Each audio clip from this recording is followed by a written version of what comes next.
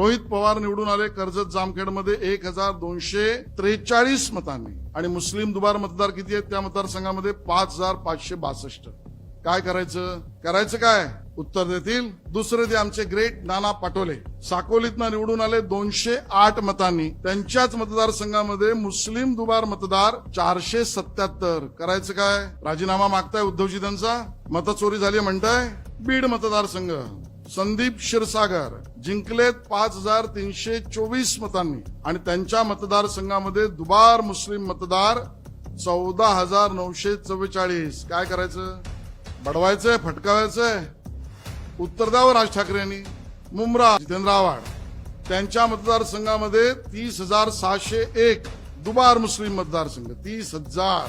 माळशिरस उत्तम जानकर आमदार दुबार मुस्लिम मतदार 4399. घनसावंगी राजेश टोपे शिवसेना निवडून आली 2309 मतांनी.